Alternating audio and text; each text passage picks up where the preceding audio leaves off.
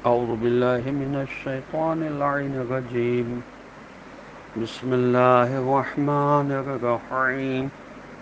ولا تمدن عينيك إلى ما متعنا به أزواجا منهم زهرة الحياة الدنيا لنفتنهم فيه ورزق ربك خير وأبقى.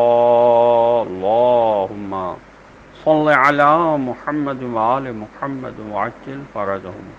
السلام علیکم ورحمۃ اللہ وبرکاتہ. اللہ تبارک و تعالیٰ کا شکر ہے کہ سورہ طٰہٰ جو قرآن مجید کا 20 نمبر کا سورہ ہے، اس کی آیت نمبر 131 میں ارشاد الہی ہو رہا ہے کہ اور اے رسول صلی اللہ علیہ وسلم دنیاوی زندگی کی اس رونق کی طرف اپنی نگاہیں اٹھا کر بھی نہ دیکھیں جو ہم نے آزمانے کے لیے ان میں سے مختلف لوگوں کو دے رکھی ہے، اور آپ کے رب کا دیا ہوا رزق بہتر اور زیادہ دیر پا ہے. تمدنا یا مد العین نگاہ دیر تک مرکوز رکھنے کے معنی میں استعمال ہوتا ہے.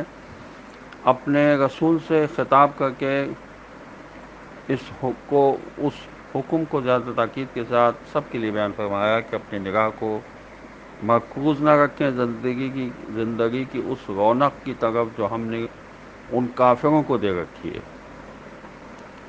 کافروں کی مختلف صنفوں کو جو دنیا کی زیب و زینت ملی ہے اس کی طرف نگاہ اس اعتبار سے نہ کریں کہ اس زیب و زینت سے دلچسپی پیدا ہو جائے اور دل میں خیال گزرے کہ مجھے یہ چیز کیوں حاصل نہیں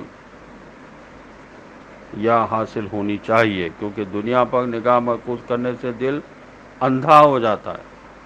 حضرت علیہ السلام سے روایت ہے کہ آپ علیہ السلام نے فرمایا کہ جو شخص دنیا کو عبرتوں کا آئینہ سمجھ کر دیکھتا ہے تو وہ اس کی آنکھوں کو روشن و بینا کر دیتی ہے، اور جو صرف دنیا ہی پر نظر رکھتا ہے تو وہ اسے کور و نابینا بنا دیتی ہے. لنفتنہم یعنی ہم ان کو دنیا دے کر آزمائش میں ڈالنا چاہتے ہیں، جیسا کہ دوسری جگہ فرمایا انما اموالکم و اولادکم فتنہ. سورہ انفال قرآن مجید کا 8 نمبر کا سورہ ہے، اس کی آیت نمبر 28 میں ارشاد ہوا کہ تمہارے اموال اور تمہاری اولاد آزمائش ہیں. بعض کے نزدیک لنفتنہم کے معنی لنعذبہم ہیں کہ ہم ان کو دنیا دے کر عذاب دینا چاہتے ہیں. دنیا کا مال و دولت خود دنیا میں عذاب ہے، جبکہ دوسرے لوگ آرام کی نیند سوتے ہیں. ورزق ربک خیر و ابقا دنیا میں امن و سکون، آخرت میں ثواب دائم. سب رزق رب ہیں جو دائمی ہے، جن کو کوئی زوال نہیں ہے. اللہ اپنے خاص بندوں کو مال و دولت کی آزمائش میں نہیں ڈالتا. مال و دولت خود دنیا میں بھی عذاب ہے. مومن کو دوسروں کے مال و دولت کو حسد کی نگاہ سے نہیں دیکھنا چاہیے. اس آیت کے شان نزول یہ ہے، تفسیر مجموع البیان میں لکھا ہے کہ ایک دفعہ حضور اکرم صلی اللہ علیہ وسلم کے پاس مہمان آیا تو آپ صلی اللہ علیہ وسلم نے ابو رافع کو ایک یہودی کے پاس آٹے کی کچھ مقدار ادھار پر خرید لانے کو بھیجا، لیکن یہودی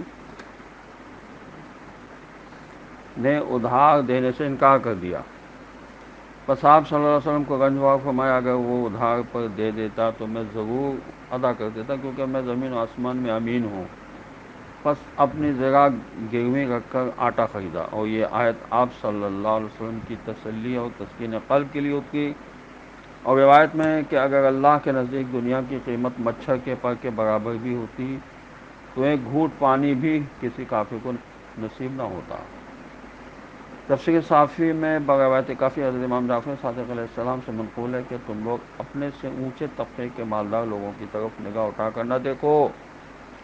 گویا تسلی حاصل کرنے کے لیے اپنے سے نیچے طبقے کے حالات زندگی کا جائزہ لے کر شکر پروردگار ادا کیا کرو. یہ تفسیر عنوان النجف میں لکھا ہے.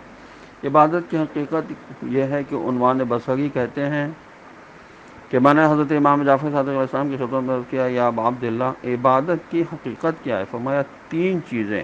پہلی یہ کہ اللہ تعالیٰ نے جو چیز عطا کی اسے اپنا نہ جانے، کیونکہ بندوں کی کوئی چیز اپنی نہیں ہوتی. وہ تمام مال کو اللہ کا مال سمجھتے ہیں، اسے وہاں پر خرچ کرتے ہیں جہاں خرچ کرنے کا انہیں اللہ نے حکم دیا ہے. دوسری یہ کہ بندہ اپنے بارے میں خود کسی قسم کی تدبیر نہ کرے بلکہ اسے اللہ کے حوالے کر دے، اور تیسری یہ کہ اس کی تمام تر توجہ ان امور کی ادائیگی کی طرف ہونا چاہیے جن کے بارے میں اللہ نے حکم دیا ہے یا جن سے منع فرمایا ہے ان سے رکنا چاہیے۔ یہ تقویٰ کا پہلا زینہ ہے۔ والسلام علیکم ورحمۃ اللہ وبرکاتہ۔